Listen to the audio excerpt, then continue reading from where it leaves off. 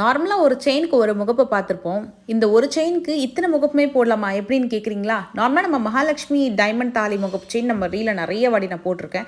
இந்த முகப்பு செயினில் ஒரு புதுசாக வந்து 2 ஸ்க்ரூ இன்ட்ரடியூஸ் பண்ணியிருக்காங்க. ஸோ இந்த ஸ்க்ரூ வச்சு நீங்கள் 5 முகப்பை அழகாக வந்து இதில் மாற்றி மாற்றி போட்டுக்கலாம்.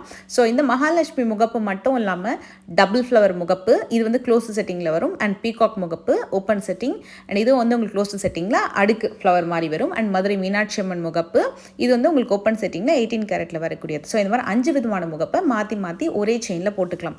செயினோட வெயிட் 42 கிராம் வரும். கம்ப்ளீட் அழகான ஒரு கரூர் கொடி சொல்லுவாங்கள்ல அந்த மாதிரி செயின். அதுக்கு 5 விதமான தாலி முகப்பு வந்து நீங்கள் மாற்றி மாற்றி போட்டுக்கலாம் இன் சேம் செயின். இது நியூவாக இப்போ வந்து ஸ்ரீகுமரன் தங்கமாளிகள் லான்ச் பண்ணியிருக்காங்க.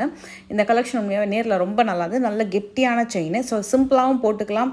ஒரு அக்கேஷன்ஸ்க்கெலாம் போடுறீங்கனாலும் கொஞ்சம் கிராண்டாக போடுற மாதிரி, ஒரு ஃபெஸ்டிவல் டைமில் போடுறதுக்கு நல்ல கிராண்டான முகப்புன்னு சொல்லிட்டு மிக்ஸ்டு காம்போவாக ஒரு 5 in 1 காம்போ இன்ட்ரடியூஸ் பண்ணியிருக்காங்க.